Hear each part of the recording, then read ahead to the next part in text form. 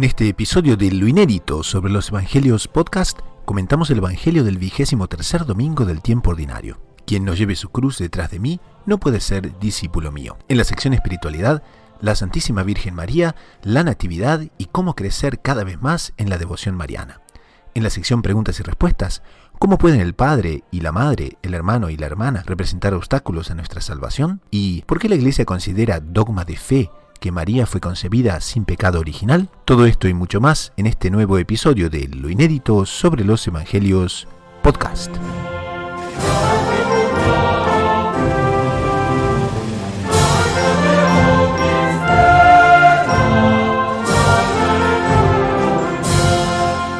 Bienvenidos a este nuevo programa de Lo Inédito sobre los Evangelios, el podcast semanal de los Heraldos. Y como ustedes saben, el programa está siendo constituido en base a la colección de comentarios de los Evangelios dominicales de autoría de Monseñor Joan Clá Díaz, fundador de los Heraldos del Evangelio, y que está constituida por 7 volúmenes publicados por la Librería Editrice Vaticana de Roma.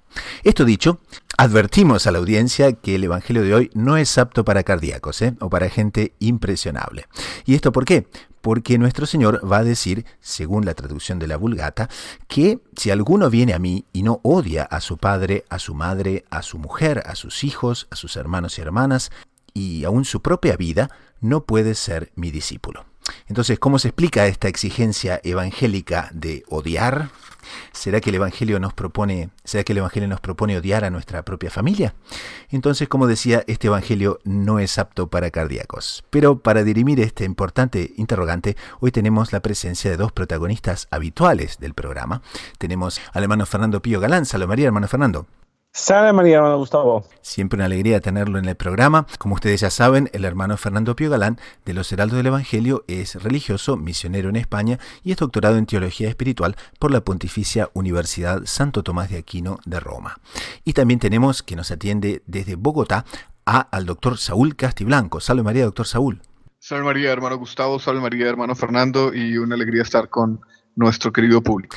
Les recuerdo también que el doctor Saúl es psicólogo, editor de la agencia de noticias Gaudium Press, edición hispana, es bachiller en Ciencias Religiosas por la Pontificia Universidad Santo Tomás de Aquino de Roma y por la DOMUNI, Universidad Internacional de los Dominicanos, con sede en Toulouse, Francia.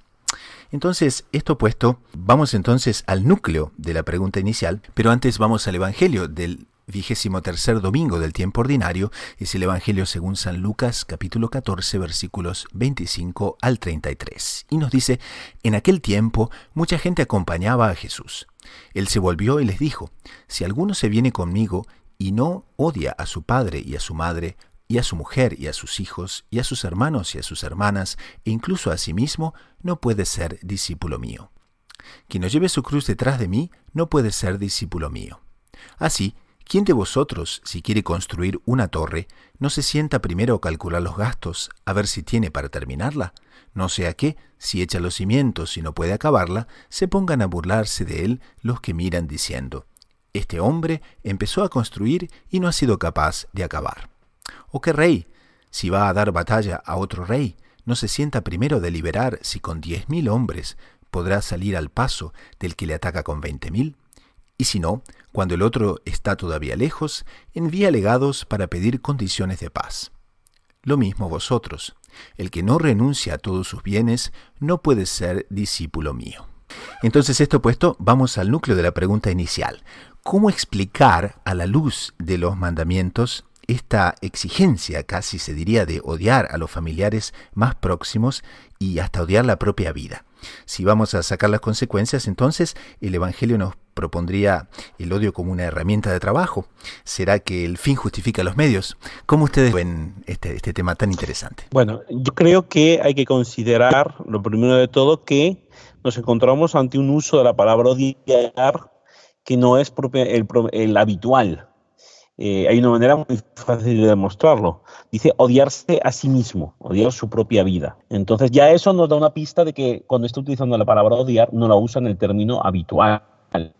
Ciertamente, como explica el hermano Fernando, el original vocablo griego es traducido en la Vulgata por odit, que es literalmente odiar y aborrecer. Pero este vocablo griego también admite otras traducciones como no amar más que o desapegarse. Entonces, como dice don Fernando, es un uso específico de ese vocablo griego que no es el uso común que hoy tenemos para el verbo odiar. Es así, ¿no? Exactamente, no es el mismo. Entonces, eso es muy importante entenderlo y muchas veces nos vamos a encontrar en las Sagradas Escrituras, en el Evangelio, con usos de palabras que al principio chocan, pero esto se debe justamente a las limitaciones de la traducción.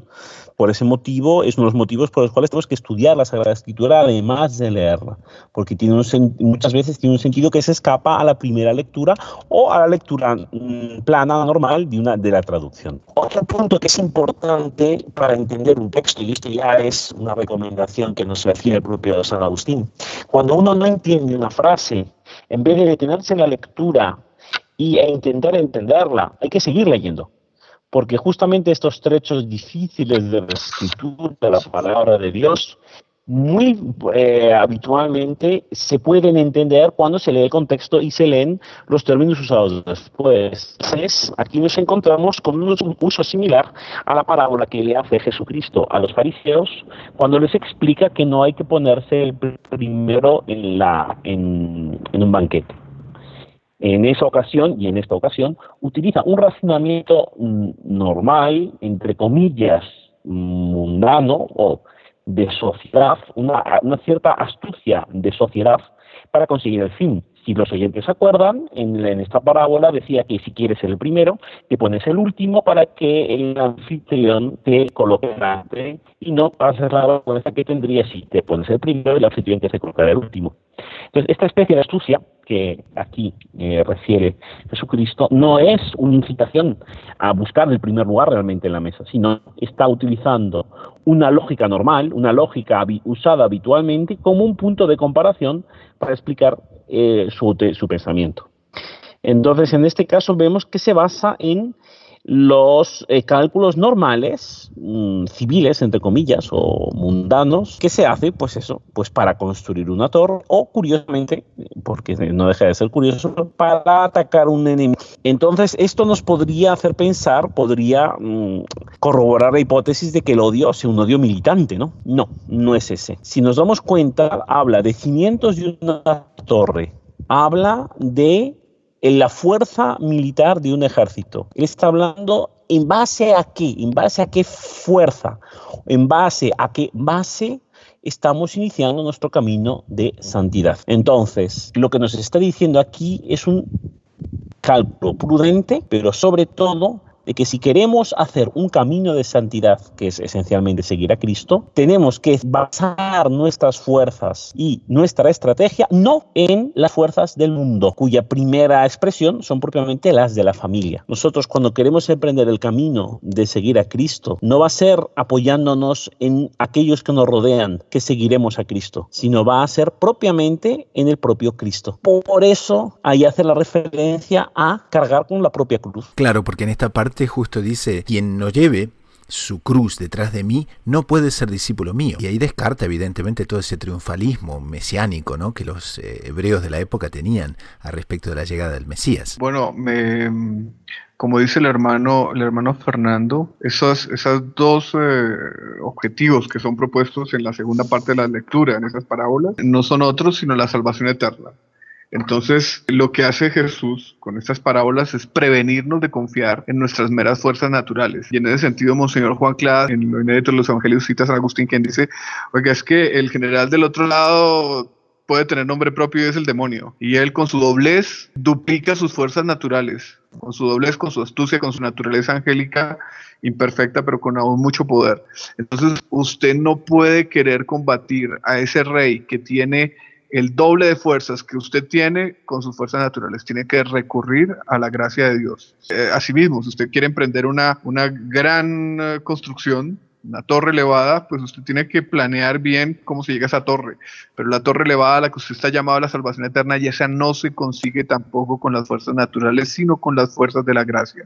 Entonces, recoger materiales para la construcción de esa torre, en el fondo es acceder a las fuerzas sobrenaturales de la gracia, a través de la oración, de los sacramentos, del pedido constante a Dios, para construir esa gran torre que usted está llamado a construir. Incluso también Monseñor Juan Clá cita en lo inédito de los evangelios otra interpretación de esa parábola, y es que el rey del otro lado ya no lo ejemplifican como el demonio, sino como el propio Cristo, que vendrá al final de los tiempos, o que vendrá en mi juicio particular a reclamarme por el buen o mal uso que yo haya hecho de los talentos. A Dios todos nos dio unos talentos, unas capacidades, unas riquezas, nos colocó en una familia, nos dio tales posibilidades, y como en la parábola de los talentos, Él es el Señor que viene a reclamar qué buen uso hizo usted de esos talentos.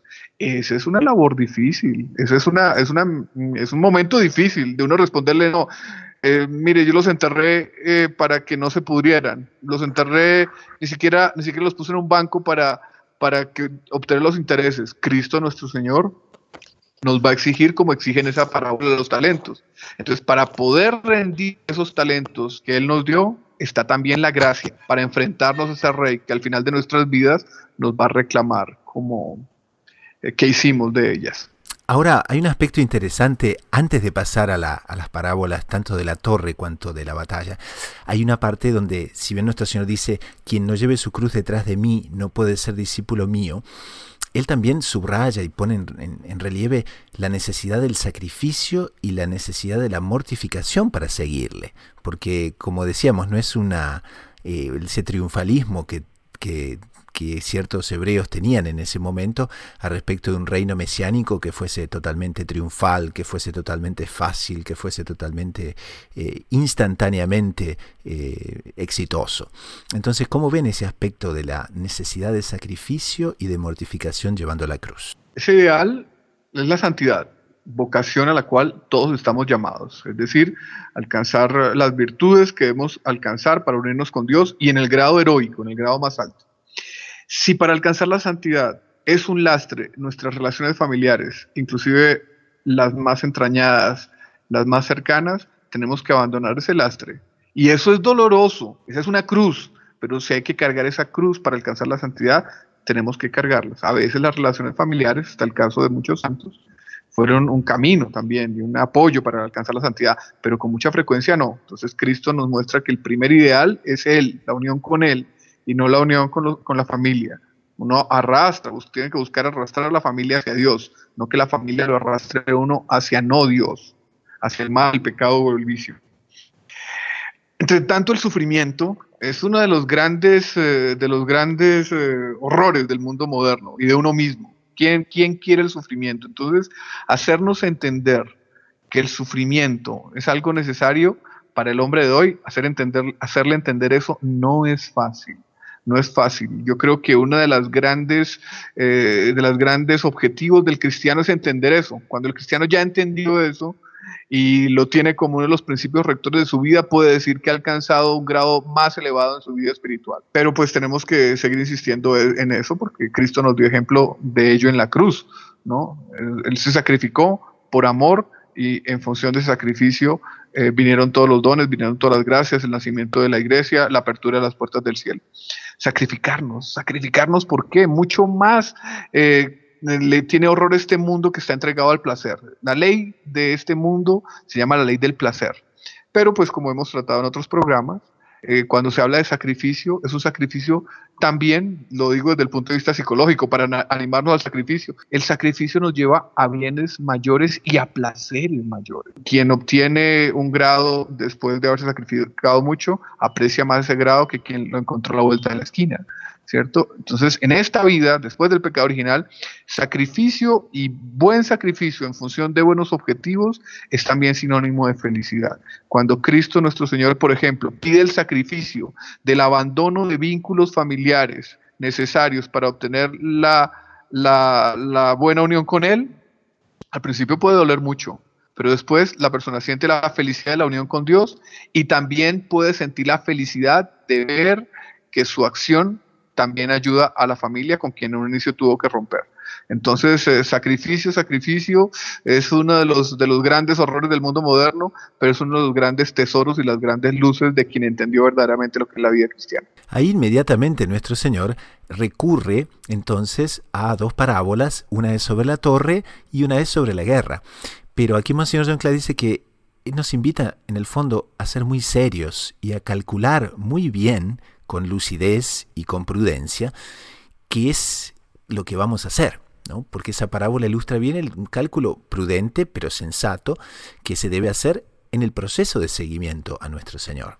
Y entonces justamente sería muy importante preguntarles a nuestros panelistas cuál es ese aspecto de seriedad que se debe tener para seguir a nuestro Señor. No es el aspecto del mediocre, no es el aspecto de quien no quiere dar, sino al contrario, quien quiere darse, pero con mucha seriedad y con mucho buen cálculo de lo que va a hacer. Claro, el cálculo del que habla Jesús en las parábolas, en el fondo es el cálculo de nuestra insuficiencia.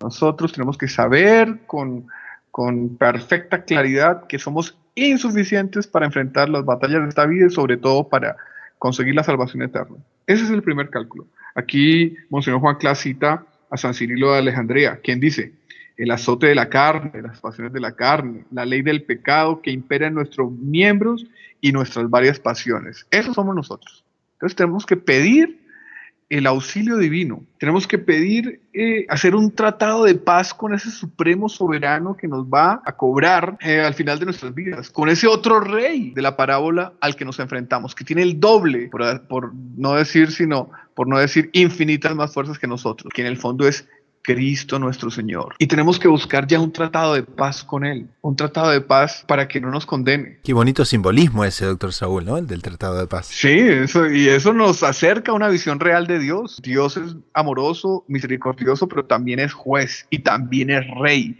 y también nos va a exigir por todo lo que nos dio y nos va a exigir en función de las gracias que nos concedió, de los dones de los que nos hizo gala, etcétera, etcétera. Entonces, hagamos un tratado de paz con Dios. Nos invita aquí Monseñor Juan Clas en lo inédito de los evangelios. ¿Y cómo es este tratado de paz? Entonces dice Monseñor Juan Clas que llegados ante el Supremo Juez o en la perspectiva de estar ante el Supremo Juez del universo, que es Cristo nuestro Señor, ante el cual nada somos, nada podemos, por el contrario, muchas deudas le tenemos que enviar mensajeros a pactar la paz con Él. Y dice Monseñor Juan Clas, ¿cuáles son esos mensajeros?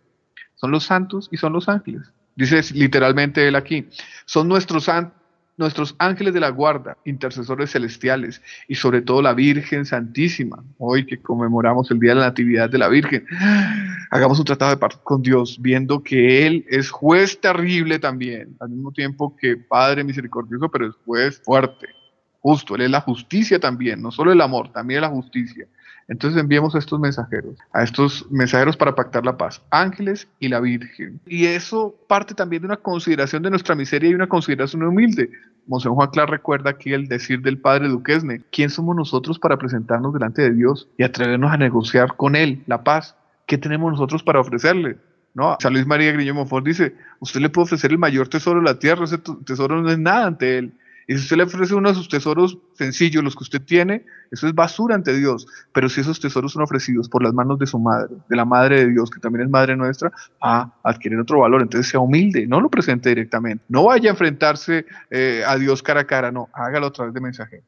Entonces podemos acercarnos quizás a la conclusión de este primer segmento y un poco para responder la pregunta inicial sobre el odio, podemos leer directamente la conclusión que Monseñor John Clas da aquí, y él dice: el Evangelio de hoy hace patente que el desapego radical y completo es la piedra angular de nuestra vida interior, tanto como si formamos una familia, si hacemos parte del clero o estamos consagrados a Dios dentro de algún instituto religioso. Vale entonces para todos los estados.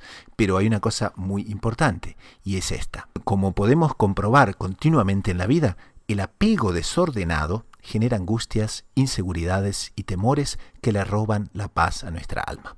Por consiguiente, incluso el que no fue llamado a la vida religiosa debe hacerlo todo con un corazón puesto en las cosas divinas, inclusive cuando atienda sus negocios y la administración de sus bienes. Este desprendimiento es condición para seguir de cerca a nuestro Señor Jesucristo. Actuando así, el alma experimentará la verdadera felicidad, anticipo de la alegría que gozará en el cielo.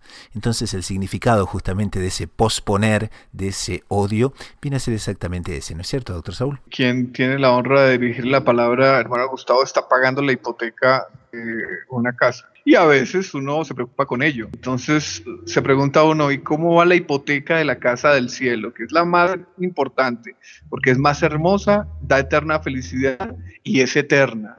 Entonces es una invitación, esta que usted acaba de leer, esta conclusión, a considerar los bienes de la tierra, las cosas de esta tierra con su debida importancia, pero esa importancia es muy secundaria comparada con los bienes del cielo. Entonces, mi hipoteca de mi casa, preocúpese con ella, pero de una manera desapegada, pensando en la casa del cielo. Pasamos entonces a un corte musical con el coro y la banda de los Heraldos del Evangelio y enseguida retornamos con el siguiente segmento del programa.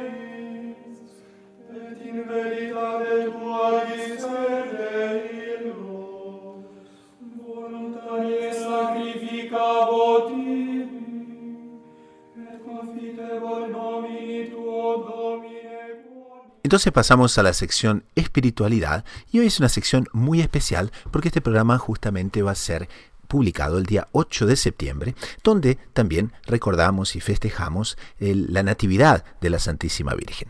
Y hay un aspecto muy, pero muy central en nuestra vida espiritual, porque les recuerdo que en esta sección exploramos temas centrales de la vida espiritual, tanto para el beneficio como para el crecimiento de toda la audiencia. Y qué mejor tema entonces tratar sobre María y Nuestra Señora como medianera de todas las gracias. Doctor Saúl, ¿qué le parece este tema? Bueno, don Gustavo, la oportunidad también del día, son varios los teólogos que dicen que con el nacimiento de la Virgen se empieza a quebrar el dominio de Satanás sobre el mundo. ¿Por qué? Porque Nuestra Señora nace inmaculada, sin los efectos del pecado original, sin la mala semilla del pecado original, justamente para como que el arca que iba a recibir a Cristo nuestro Señor fuera enteramente limpia. Entonces, ese ya nacer sin pecado original ya es un inicio de triunfo de Cristo, pero evidentemente pues el papel de la Virgen en la historia de la salvación y en los procesos de salvación ya ha sido muy desvendado por la teología, ¿cierto? San Luis María Griñón de Montfort dice algo espectacular, dice, entre muchas cosas espectaculares, dice, ella como que le soluciona un problema a Dios que era infecundo en sí mismo. Uy, qué afirmación tan fuerte. Y es que dice... Esto es para los teólogos de alta. Dice San Luis María Griñón de Montfort que Dios nuestro Señor, bueno, son tres personas, ¿cierto? Viene la generación trinitaria, más exactamente las procesiones trinitarias. El Padre, contemplándose a sí mismo, genera un reflejo de Él, que es el verbo eterno, antes de Cristo, ¿no? Y en esa unión de amor entre el verbo y el Padre se genera el Espíritu Santo, ¿no? Pero generados los tres personas de la Santísima Trinidad en una afirmación que no es, metafórica, pero que es muy real, San Luis María Griñón de Montfort dice, uy, Dios como que ya, ahí quedó la fecundidad divina encerrada entre las tres personas de la Santísima Trinidad. Entonces, justamente creando a Nuestra Señora, Dios nuestro Señor, y en la Virgen Santísima creando al Verbo encarnado, ¿no? Esa fecundidad que estaba como que limitada a las tres personas de la Santísima Trinidad, sale fuera de la Santísima Trinidad y se crea el Verbo encarnado.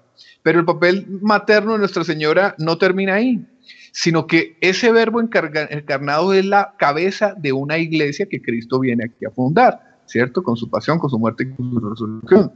Cuando nosotros entramos a la iglesia, lo único que hacemos es entrar al cuerpo místico cuya cabeza es Cristo. De esa manera nos integramos a la divinidad. Entonces la Virgen sigue generando divinidad en el cuerpo místico de la iglesia, porque cuando nosotros somos bautizados, la gracia santificante nos da una participación de esa vida divina. Entramos a vivir de manera divina en el cuerpo divino, que es el cuerpo místico de Cristo, que es la iglesia.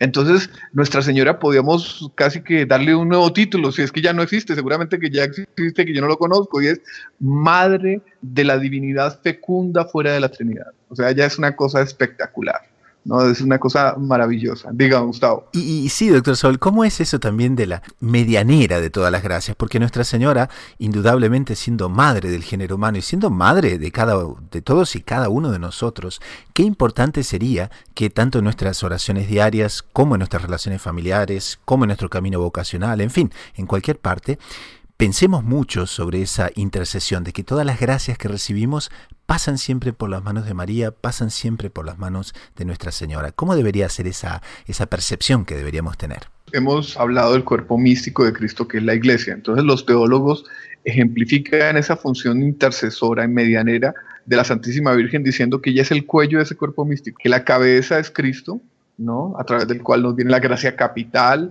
todas las gracias que recibimos. ¿Por qué? Porque fueron compradas por su sacrificio, pero todas esas gracias pasan por el cuello. Así como el influjo de la cabeza al resto del cuerpo pasa por el cuello, el cuerpo humano, el influjo de esa cabeza al cuerpo místico, que es la iglesia, pasa por el cuello de ese cuerpo místico, que es la Virgen. Pero además la teología ha definido que la Virgen, Dios, todas las gracias que Dios compró, gracias a esas ayudas especiales que Dios da para cumplir con los deberes de esta vida, y sobre todo los deberes cristianos. Todo el depósito de esas gracias, que es un depósito gigantesco, como dice Santo Tomás, una gota de gracia vale más que el universo entero, si es que pudiésemos hablar de gota de gracia, ¿cierto? Todos le fueron dados a la Virgen. Y dice San Luis María Griñón, por ella las administra como quiere, las da cuando quiere, de la manera que quiere, evidentemente no de una manera irracional, sino de acuerdo a la voluntad divina, pero es ella la que tiene ese tesoro. Y esa es la clave para manejar la historia de la humanidad y la historia de cada una de nuestras vidas. ¿Por qué? Porque si no fuera por la gracia, nosotros ya sabemos cuál es nuestro destino. Nuestro destino es el pecado y por lo tanto la condenación por el pecado. Pero justamente cuando Dios, por ejemplo, quiere hacer surgir a un pueblo, darle grandeza a un pueblo, por ejemplo, que se convierte a la fe católica, Dios empieza a derramar las gracias a través de los sacramentos, a través de la liturgia, a través de los sacramentales, y otro tipo de gracias directamente, otro tipo de ayudas divinas directamente a las personas. Entonces, en el fondo, la historia de las naciones y de los hombres es la historia de la gracia o del rechazo de la gracia, que es la desgracia, ¿no? ¿Y quién tiene ese tesoro? Lo tiene la Virgen Santísima. Ella es la medianera universal de todas las gracias. Ella es el cuerpo místico, el cuello del cuerpo místico por el cual nos vienen todas esas gracias. Entonces, tener devoción a la Virgen es un signo muy predispositivo de la salvación. ¿Por qué? Porque si ella tiene el tesoro que nos permite ser salvados, porque sin gracia, como dice la teología católica, nadie es capaz de cumplir el conjunto de los mandamientos de manera estable. Eso es doctrina católica, eso no es invención de un teólogo u otro, es doctrina católica, doctrina del Concilio de Trento. Sin el auxilio de la gracia, nadie es capaz de cumplir los mandamientos de una manera estable, el conjunto de los mandamientos. Y el que no cumple el conjunto de los mandamientos de una manera estable, y por lo menos no está así cumpliendo los mandamientos a la hora de la muerte, pues se condena y va para el infierno. Entonces, ¿quién es la que administra ese tesoro, que es el que nos permite la salvación? La Virgen Santísima. Entonces, escogerla como nuestra patrona es acceder a la llave que abre los tesoros divinos. Por eso dicen los teólogos también que devoción a la Virgen, aquel que tiene devoción, especial devoción a la Virgen, es un gran signo de que esa persona se va a salvar, porque tiene acceso a la llave.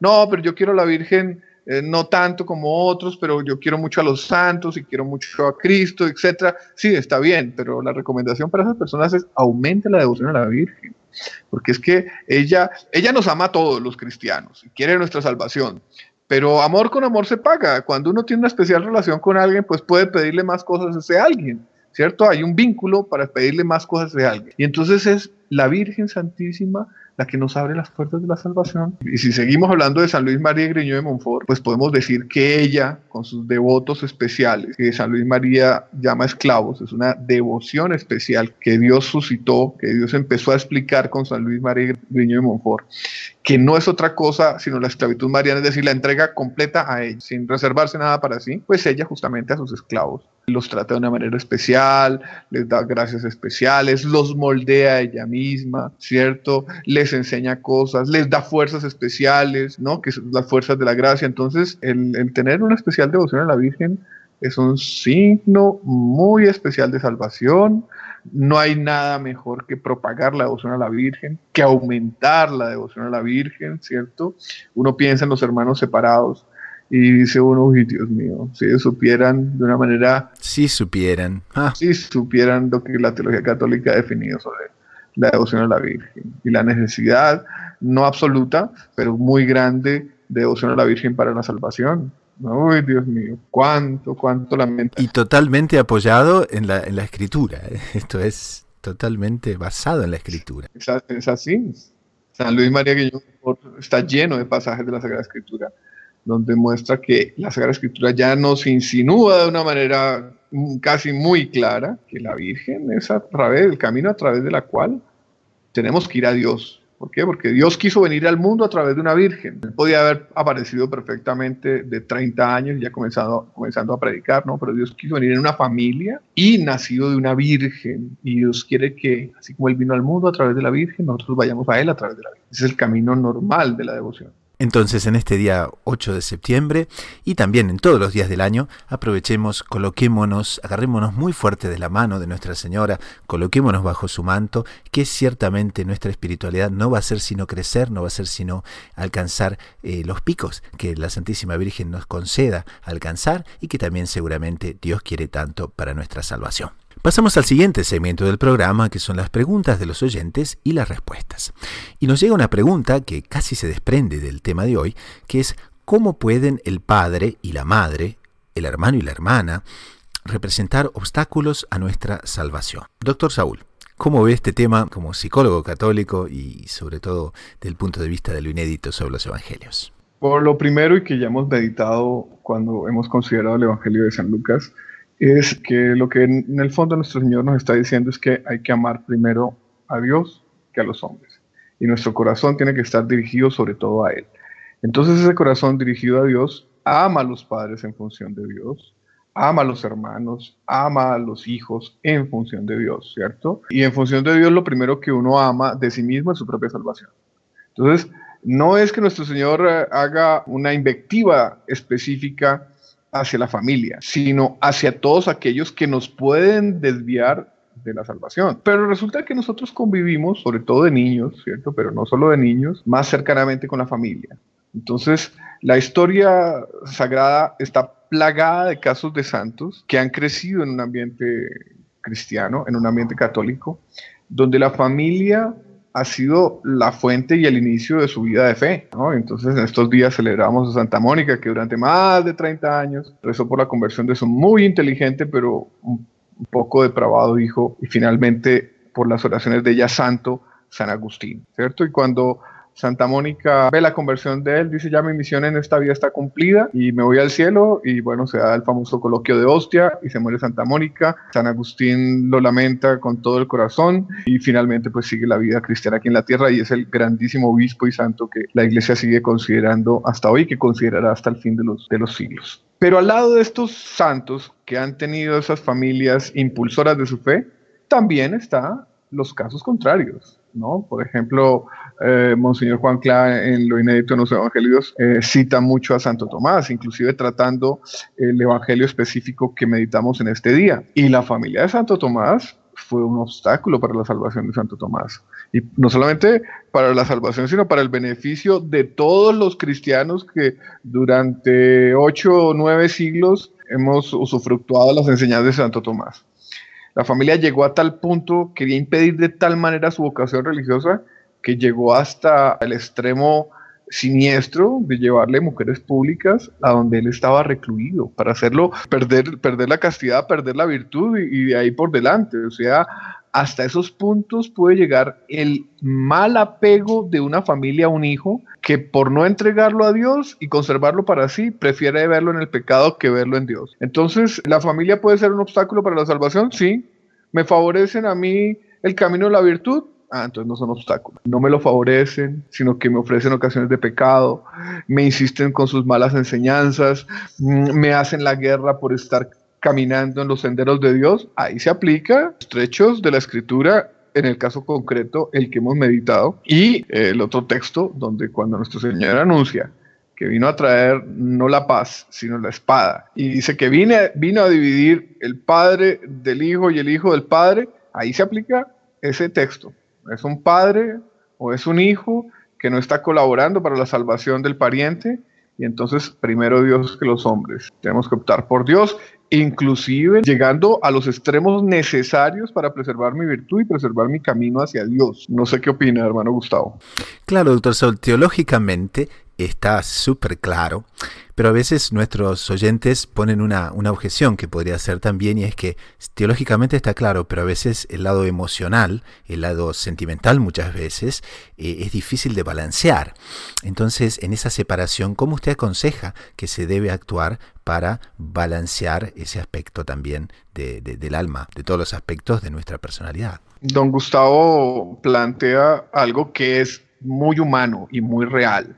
Y es esos vínculos naturales que me unen a mi padre, a mi madre y a mis hermanos. Son tan fuertes que alguien, no recuerdo quién, definía la propiedad privada como la extensión del hombre en el espacio y definía la descendencia como la extensión del hombre en el tiempo. De muchas maneras, el hijo es la extensión de los padres en el tiempo. Entonces es una extensión que se acerca a la identidad. Se hacía una investigación una vez, don Gustavo, creo que alguna vez ya la conté aquí en lo inédito, y eran dos mellizos univitelinos que comparten por lo tanto toda su información genética, pero que habían sido separados muy niños y no se conocían entre sí, y uno vivía en España y, si no recuerdo mal, el otro vivía en Holanda, y sin conocerse todavía entre sí, ¿cierto? Habían muerto los padres, entonces seguramente a uno le habían dado una adopción en un lugar y al otro le habían dado una adopción en otro lugar. Y no se conocían entre sí. Pero después de un tiempo, investigadores encontraron el hecho y dijo, vamos a comprobar la influencia genética en la personalidad. Es decir,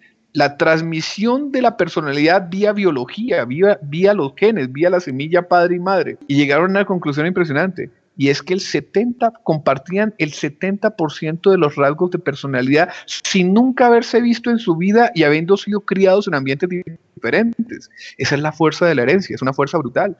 Entonces es normal, impresionante, es normal que un niño se sienta bien en familia. ¿Por qué? Porque terminan siendo todos muy parecidos, con diferencias, evidentemente, pero terminan todos los hijos recibiendo la carga genética de los padres.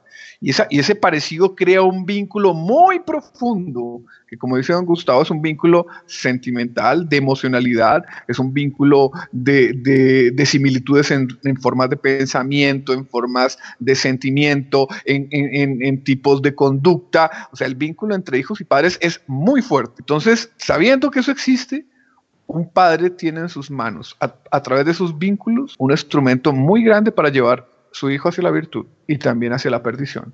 Entonces, lo que cristiano, ya convencido de su fe, debe concientizar es, ¿para dónde me está llevando este vínculo? Normalmente debía ser para Dios, porque es normalmente a través de la familia que se transmite la fe, pero hoy en día no es tan así. Hoy en día, lamentablemente, en las familias hay mucha transmisión de corrupción y de malas ideas, etc. Entonces, el cristiano tiene que estar consciente de esos vínculos. El cristiano también está consciente, es el cuarto mandamiento de la ley de Dios, de los deberes que le obligan a sus padres, pero el cristiano sobre todo es consciente de que lo primero es Dios, lo segundo es Dios y el resto es en función de Dios. Entonces, si la influencia de la familia es buena, el bendito sea Dios, la agradece y la favorece en función de la consecución del fin último, que es la salvación eterna.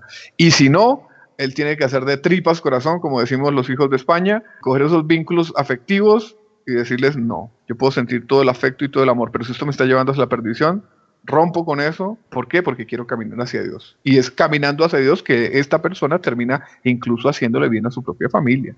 Porque si él sigue vinculado a la familia que lo quiere perder, termina perdiéndose él y la familia también. Si él rompe con la familia que lo quiere perder, esa persona termina haciéndole bien a la propia familia, diciéndole, oiga, no, ustedes van por un camino errado, vengan para acá, yo los tiro hacia acá. Uso mis vínculos afectivos con ustedes para tirarlos hacia Dios. La siguiente pregunta que tenemos es, ¿por qué la Iglesia considera dogma de fe que María fue concebida sin pecado original? Bueno, es un tema importante. Vamos a iniciar por la parte fundamental, los dogmas de fe. ¿Qué significa el dogma? Es una palabra que está fuera de moda, que está en desuso, y me atrevería a decir, por la experiencia que tenemos, que es una palabra incluso que es considerada de forma despectiva. Dogma se considera una cosa que se impone por la fuerza, es una obligación que la persona tiene. Si no crees esto, te pierdes, te condenas, no eres católico, eres hereje. Por lo tanto, sería una especie de obstáculo, una cadena que el católico tiene atada a su pie, que le impide progresar en su vida espiritual. Esta es una concepción obviamente completamente equivocada. Dogma, en su palabra original, significa regla. Regla en cuanto dirección, guía, mostrar un camino, mostrar un límite. Por lo tanto, esta regla, este dogma, nos indica hasta dónde llega la verdad y dónde está el error. Lo podríamos comparar con una barandilla que bordea un camino. Si nosotros ponemos la mano y nos apoyamos en el dogma, ese dogma nos va a impedir caer. Ese dogma nos va a indicar el camino. Ese dogma es una ayuda. Es una limitación, por supuesto, así como la barandilla delimita el camino de lo que no es camino. Porque, como sabemos, aquello que no es de Cristo, que no está conmigo, dice Cristo, está contra mí. Es abismo. Si nos salimos del camino que es Cristo, nos caemos al abismo. La Santa Iglesia Católica nos proporciona esta ayuda, esta barandilla. Por lo tanto, los dogmas no son unas vallas en las que tenemos que saltar o tenemos que evitar o tenemos que rodear, que nos causan fatiga en nuestro camino de fe.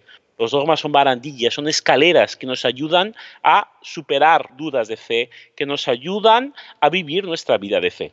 Eso es el dogma. ¿Por qué hay un dogma que se refiere a la Virgen María? No. Lo primero de todo es que no hay un dogma que se refiere a la Virgen María, hay 4. El primer dogma mariano es que María es Madre de Dios. Este dogma es el primer dogma mariano que se declara en el propio concilio de Éfeso. El mismo concilio que declara que Jesucristo es realmente Dios tiene como consecuencia lógica que María es Madre de Dios. María es Mater Dei. Uno podría decir, bueno, aquí está la ilogicidad de los dogmas. ¿Cómo puede María, que es criatura, ser madre del quien lo ha creado? La madre necesariamente tiene que ser anterior a la persona de la cual ella es madre. Si no, no sería madre, si no sería hija. El propio dogma lo explica muy bien. María es madre de Dios porque María es verdadera madre de Jesucristo y Cristo es verdadero Dios. Por lo tanto, si Jesucristo es completa, total y verdaderamente Dios, María, que es realmente su madre, la madre de Cristo, es en consecuencia madre de Dios. Pero ojo, no es madre del principio de la divinidad. Ella misma no es Dios. Ella es madre de Cristo, que es verdadero Dios y verdadero hombre. Este es el primer dogma. Como vemos, el primer dogma es de los primeros tiempos de la Iglesia y está conectado de forma completa y totalmente inseparable de Jesucristo. Porque todos los dogmas de la Iglesia se refieren justamente a la regla de la fe. Se refieren justamente a la fe en Jesucristo, la que Él nos anuncia. Por lo tanto, los cristianos tenemos que seguir estos dogmas porque nos delimitan la verdadera fe de la falsa fe. Posteriormente, el siguiente dogma es que María es verdaderamente virgen, la perpetua virginidad de la Virgen María, desde antes, durante y después del parto. Es otro principio que está directamente vinculado a Jesucristo, porque nos está diciendo que la concepción de María de Jesucristo es por parte de la potencia del Espíritu Santo, no fue por varón, no fue por obra humana. Por lo tanto, el sello de la virginidad permaneció totalmente intacto. Y posteriormente, María no tiene otros hijos, lo primero porque no aparece en ningún momento reflejado en la Escritura, a pesar de aquellos que quieran buscarle 5 patas al gato, intentar quitar este título a la Virgen. Ella no podía tener otro hijo ya que ella era realmente la madre de Jesucristo. ¿Cómo podía la madre de Dios usar de forma profana propiamente la potencia que le había permitido ser madre de Jesucristo? Va contra cualquier lógica de fe. Entonces los padres de la Iglesia, los cristianos de todos los tiempos, consideraron que María realmente había sido virgen antes, durante y después del parto. El pensamiento de algunos de que María habría tenido otros hijos posteriormente es bastante reciente, muy posterior al siglo XV. Nos encontramos ahora el tercer dogma mariano, que es este de la Inmaculada Concepción. ¿Qué significa la Inmaculada Concepción? Que Nuestra Señora fue concebida sin tener en ella ningún principio de pecado, ni siquiera el pecado original. Cuando María fue concebida, fue creada, ya era propiamente, y tenía todos los dones, tenía todas las gracias propias por las cuales Dios le haría después Madre de Dios. Este es el contenido de la Inmaculada Concepción. El último de los dogmas marianos es la Asunción de María Santísima en cuerpo y alma al cielo. ¿Cuál es la conexión con Jesucristo? Ya que Jesucristo ya estaba en el cielo. Justamente esa. La Iglesia Católica, desde los primeros tiempos, consideró que María había sido privilegiada con la resurrección final, aquella que todos nosotros tenemos en el escatón, en el final de los tiempos, ya en cuerpo y alma, como preanuncio de la nuestra. O sea, María, Madre de Dios, por lo tanto, Madre de los hermanos de Jesús, de nosotros, ya está en el cielo resucitada, esperándonos en cuerpo glorioso. Esto es una tradición de la Iglesia y se basa, por ejemplo, en que no existe el sepulcro de María. En ningún momento de la historia, en ningún lugar se ha conservado lo que sería el sepulcro de María. El sepulcro de Cristo lo tenemos, aunque esté vacío. El sepulcro de María no. Entonces, este dato histórico y otros testimonios de antiguos padres de la Iglesia hicieron que Pío XII declarara dogma la Asunción de María. Estos son los 4 dogmas marianos que nos ayudan a entender lo que es María para la fe de los cristianos. Bueno, específicamente, el dogma de la Inmaculada Concepción, como ya hemos dicho, supone que María, desde el momento de su concepción, era totalmente de Dios. Ella fue creada para ser madre de Dios. ¿Esto dónde está dicho? En sí mismo no está dicho. Pero desde el momento en que sabemos que el mundo ha sido creado en función de Jesucristo, resulta verdaderamente arduo y difícil pensar que Dios creó primero a María y después se acordó de que por ahí estaba su hijo y que necesitaba una madre. La lógica de la fe, la lógica de la razón nos dice que la concepción de María, o sea, su creación, está indisolublemente vinculada a su maternidad. Por este motivo, Dios tenía que darle a ella todas las gracias, todas las capacidades necesarias para ser una digna madre de Dios. Ahora bien, si ella fue creada para ser vaso de la naturaleza humana de Jesucristo, porque en Jesucristo es verdadero hombre y como tal fue gestado en el vientre de una mujer como todos los hombres, esta naturaleza humana que es integralmente hecha en María tenía que tener un recipiente, tiene que tener un seno que fuera digno de él. Por lo tanto, toda una serie de virtudes, toda una serie de valores positivos, pero también ausencia de valores negativos. No era posible que aquel que había venido al mundo para librarnos del pecado original tuviera que convivir durante 9 meses con un seno con el pecado original. Esto no es posible. También, nuevamente, no entra dentro de la lógica de la fe. Por este motivo, los padres de la Iglesia, de forma prácticamente unánime, consideraron que María, desde el primer momento, tenía que ser propiamente libre de este pecado original por esta lógica de la fe, y así lo escribieron a lo largo de los tiempos. Es cierto que una opinión prácticamente unánime no significa totalmente unánime. Hubo testimonios de padres, incluso de padres de la Iglesia, de escritores que dudaron de este concepto y lo pusieron en duda. No tanto porque no fuera digna, sino que no veían la manera de hacer compatible esta limpieza original de María del pecado original con la necesaria y única limpieza del pecado original por parte de la redención de Cristo. Recordémonos que Jesucristo